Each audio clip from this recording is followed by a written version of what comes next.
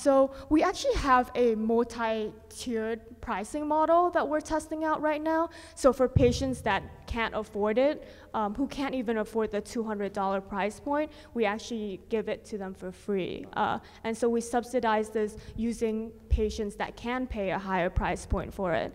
And so, yeah, our model is completely sustainable. We don't rely on grants, and we use this tiered model. Right.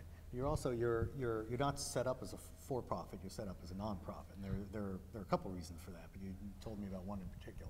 Yeah, so we're set up as a 501c3 organization, and the reason for that is our clinics, partners, and amputees who donate to us get a tax-deductible donation. Right. So you're bringing a whole bunch of different sorts of streams of business into this, all in one model. You have some questions you want to ask, Trang? Well, I'm just curious what your plans are for the future, and if right now if there are any paid employees, or if it's sort of a group of students that are volunteering, and what the plan is to keep it going. Yeah, so actually my co-founder is in the audience right now, Victor, and we're both running it, and we have a few other members who are Brown and Yale University students, but we do have a full-time staff in Vietnam overseeing the operation and logistics, checking in on the patient, working directly with the hospital. Are you going to be expanding this beyond prosthetics into, who knows, hearts, anything else? Where are you going with this? Yeah, so right now we actually only focus on prosthetic legs. I mean, the next logical step would be prosthetic arms and orthotic devices. But this year, I think we're focusing more on expanding to the other clinics in the US and becoming kind of the go-to organization to donate for prosthetic limbs in the US. Because what we've seen in the system is a lot of individual doctors have kind of gone on mission trips, like once a year in the summer, they would bring 10 legs to a country like Vietnam and fit 10 patients and then come back. But there's no system that repurposes all this waste and streamlines this process. So that's what we're focusing on this next year. All right, so we're going to move on to our next person. Cliff, we're going to have to kick you out, so we free up a chair. but thank you for joining us. And who's next? Maya, okay, come on up. My company, Kulisha, takes organic waste and converts it into insect protein that is then used as sustainable protein for use in animal feeds. So I'm basically a bug farmer. And the way this venture started, I started with two other co-founders. We were learning a lot about overfishing. So everybody's heard oceans are really overfished. There are basically no more fish left in our oceans. But something we didn't know was that the majority, or not the majority, but a huge proportion of these wild-caught fish are going to feeding land-based animals. So we're literally catching fish from the oceans, anchovy sardines, grinding them up, and then feeding them to our pets, cats and dogs, but also chickens, farmed fish, swine even, and in some cases, cattle. So this was ridiculous. These fish that could be going towards human consumption were rather going to feed higher valued farmed animals, in many cases farmed fish. So this vastly increasing industry of aquaculture was being fueled by the wild fish industry. And we came upon this type of insect called the black soldier fly that is an incredible type of protein and moreover eats organic waste. So you can feed it anything from scraps from your kitchen, fruit and vegetable scraps, to brewery waste, so these huge breweries and distilleries that are producing lots and lots of spent grains. And you can also apply it to more industrial, larger scale facilities like hospitals and universities. So we're based in Ann Arbor, Michigan. We work with local restaurants, breweries, and cafeterias to take their organic waste, feed it to the bugs, harvest the bugs, and then feed the bugs to animals. Well, thanks. Yeah, so it's good news for everybody here. You drink a beer and you're helping to clean up the environment. So keep it up. Now, one thing that struck me about your story, but comes up with a lot of the folks who are here, is the kind of serendipitous nature of stumbling into what you've wound up discovering is a great thing to do. You didn't set out to become a bug farmer. I'm not sure you even set out to save the environment, but you've wound up doing that. So how does that process work? That's a really good question. Honestly, I don't have a great answer because it was just that. It was serendipitous, and I could barely pronounce the word entrepreneurship like a year ago. But here I am on the stage. I think I did from a very young age. I was born and raised in Costa Rica, which has a really strong environmental focus. We're known globally as one of the world's leaders in sustainability and sustainable management of natural resources. So this was always a topic that was close to my heart. And I just didn't know what that would look like for me. So 2 years ago, when this problem came to my attention and we were learning about this insect, it seemed just like a natural progression. And I didn't want it or think it would necessarily end up in the form of a company, but it did, and I think it's a pretty powerful avenue to do so. We're tackling a truly global issue, so it's hard to say whether if we've sold this amount of bugs, if that is considered successful, if we need to fully replace fish meal to be considered a success. I would say just figuring out, for starters, we're still very early phase, so figuring out a business model is a first step to success, and then a sort of broader, more general way for me to define success is changing people's mentalities towards waste. All right, well, thank you. I'll ask you to leave. Why you sit up? Sit around. Yeah, stay here. All right, so who's our next guest? All right, come on up.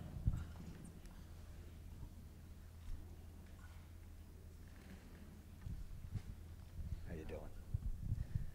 Hello, everyone. My name is Richard Park, and I'm a co-founder of a company called Tech Against Assault. So what we do as biomedical engineers is we've developed a bioindicator that can detect biomarkers of sexual activity. And what we want to do with this indicator is introduce it into the forensic medical examination for sexual assault survivors. The reason why this is important requires a little bit of background. That background is if a survivor of sexual assault today seeks medical care, they'll go to a hospital and receive the sexual assault forensic medical examination.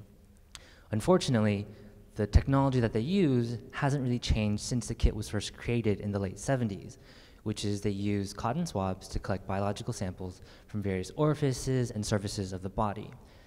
That swab then gets collected, dried, packaged, and then sent to a forensic lab for analysis. So for a survivor who's undergone this potentially re-traumatizing medical experience, they not only don't have access to that forensic evidence result, but first they have to report their assault to law enforcement. Most survivors today across the world will never report their assault to law enforcement for a variety of reasons. They don't want to engage the medical system, they don't want to engage the criminal justice system, they're undocumented, they're part of marginalized communities, et cetera, et cetera. And so you have this problem where survivors are disincentivized and are discouraged from seeking care because of a system that hasn't provided them the level of trust that they deserve. And so that's where we come in. We want to provide survivors with this immediate colorimetric change during the point of care so that they have more agency in the information that they have access to, in addition to agency over their next steps, whether it be more medical care, whether it be legal action, et cetera. Now, an interesting pivot that we've had recently is we thought previously all survivors will want to engage this and therefore will seek medical care at much greater rates than the 15% or less than 15% that they do today, and so that's where we're going for. We want to encourage more survivors to seek medical care. And then we realized, well, even if we try to encourage medical care, there are still significant populations that never want to engage any kind of system.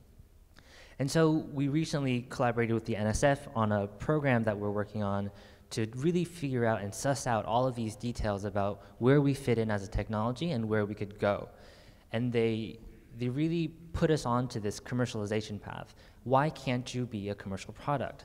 Why can't you provide this for someone over the counter? And previously we had thought, we don't want to do this because once that evidence is collected, especially if it's self-collection, then that evidence can no longer ever be used in a criminal court, it's no longer admissible because it wasn't collected by a specially trained physician.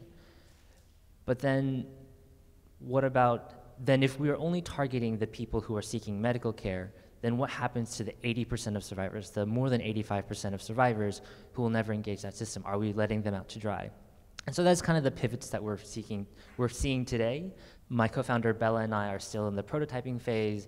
We're still seeking additional funding to build out the technology. We're actually part of the Social Enterprise Greenhouse's Health and Wellness Accelerator, which has been incredible. We're engaged with advisors at Brown across various aspects, and that's where we're at today. Great, come on up. You found the solution, which was this chemical process, right?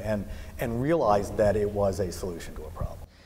What we initially thought was we would have this wonderful magic wand ambulatory service that would seek and respond as a first line of care for survivors no matter where they are. That, after speaking with nurse examiners, after speaking with the Attorney General, after speaking with our local law enforcement, after speaking with advocates, forensic labs, that was not the right path to go down. That idea was immediately shut down. But something that was brought up across the board was survivors want access to information, and they don't have that today.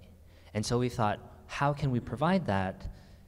And we realized the point of care is something that hasn't really changed beyond the inclusion aspect of it. So the sexual assault forensic medical examination has been in place for around 40 years. It was developed in the late 70s with the very first rape kit. And since then, the technology inside hasn't changed at all. You still use cotton swabs, you still use combs, you still use checklists to make sure you've done the steps. But in terms of the technology, that's somewhere that we thought we could make an absolute impact in ameliorating a lot of these worries and anxieties that survivors face. After talking to so many nurse examiners and other medical providers, they say the last question that survivors often ask are, what did you find? What was I raped? And that's something that a medical provider can't provide today, not only because it's legally ambiguous, but also because that information just isn't available. And so rather than go down this interesting legal pathway, we thought, how can we demonstrate that, one, there was sexual activity just in the first place? And that's how we developed this bioindicator, and that we're working on today. I mean, obviously it has interesting implications for child sexual assault cases where immediate indication of biological activity, demonstrating sexual activity would be a case for immediate action, but for a lot of adult survivors, it becomes a more personal process of how to heal from this trauma in a unique way, because every survivor is unique.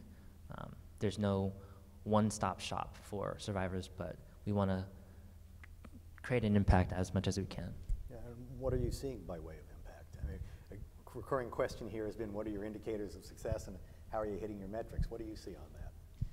So one of our long-term goals, even if a survivor doesn't want to engage the system, is to try to encourage medical care. So an interesting aspect of our research with survivor groups, with advocacy groups, is that most survivors don't know that 100% of medical care related to sexual assault is completely free. And that information just isn't out there in the way that it should be. And so you can go to a healthcare center, say that you were sexually assaulted, receive excellent medical care, and not have to pay a dime because it's covered by the Violence Against Women Act. Call your representatives, make sure that that gets renewed in the coming years. And so one of our main goals is to encourage this medical care. Even though a lot of people don't want to engage with it, one of their main reasons for not engaging is simply because they don't, they feel like, one, they have to pay, they don't have insurance, or two, they don't want to be part of the system that tries to reel them in and label them. But what we found is that medical care ends up being one of the best launching points for accelerated care and self-healing. And if you take the research that's been done and say that every survivor costs the US economy $400,000 across the lifespan of a survivor. And on top of that, you have 1.4 million new survivors every year. And then across the world globally, you have 1/3 of women who are who will experience sexual violence in their lifetimes, and 1 in 33 men. Those numbers are astounding, and those numbers are indicative of this need that healing is necessary, and we're not doing enough. And I'm just doing my one small part as an engineer. There's obviously other great work that's being done, but that's my contribution. My name is Michelle, and I am one of the co-creators of TechStep. And at TechStep, what we do is we build software for social workers. So imagine that I'm a social worker, and I am off somewhere in Providence waiting to meet with one of my clients, but it's about 10 minutes past, and they've yet to arrive. A lot of times, a social worker would be left to just wait, because most small to mid-sized social work agencies don't have the budgets to be able to purchase work phones for their staff. And a lot of people aren't comfortable giving out their personal phone number to clients because they recognize that means zero work-personal life separation. So there's no direct mobile channel of communication between social workers and their clients. So what TechStep provides, in part, is the capacity of a work phone from your personal devices. A social worker can access TechStep from their smartphone, tablet, laptop, any internet-enabled device, and use it to send privacy-protected calls and texts from a separate work phone number. All outgoing and incoming messages and voicemails are logged in a real-time, up-to-date electronic communication record. Social workers can add notes to this record of communication. They can upload images of important client documents, and they can export the record for use in reporting and grant writing. So now imagine that my client shows up to this meeting, we're having a conversation, and they mention that they have an appointment next week, and they would like me to send them an appointment reminder. Traditionally, I would have to remind myself to remind my client. But considering the fact that the average social worker in the US has 25 clients at a time, the likelihood that I'm going to be able to remember to do that is pretty slim because I have a lot on my plate. With TechStep, social workers can schedule messages to send to clients in the future. So right when I'm in that meeting with my client, I can schedule that appointment reminder for next week and not have to worry about it. With TechStep, what we allow social workers to do is to collaborate with one another. They can provide feedback on each other's casework. They can communicate from the same work phone number if they need to, and most importantly, they can transfer cases between each other. And now for the best part of TechStep, my favorite part, is that we didn't come up with the ideas for any of these features. Social workers did, because we don't know what social workers need. Only social workers know what they need. So what we practice is user-based iterative design. Essentially what this means is that every idea for every new feature comes from our users. And every prototype that we create is workshopped and fine-tuned by our users. And every time before we launch a feature, it has to be approved by our technical client council. This is a group of social workers that have been with us from the very beginning of TechStep and are invested in making sure that everything we produce is both effective and elegant. So based on this process of user-based iterative design, we have been able to launch in 8 case management agencies throughout Rhode Island and Massachusetts. Right now, we're working on a mix of expanding to new agencies, as well as collecting seed capital, because my co-lead and I both plan to work on TechStep full-time upon graduation starting June 1st. So that's been exciting. And also trying to connect with other coders and software developers who are interested in user-based iterative design for social good, because we always need more people doing this work.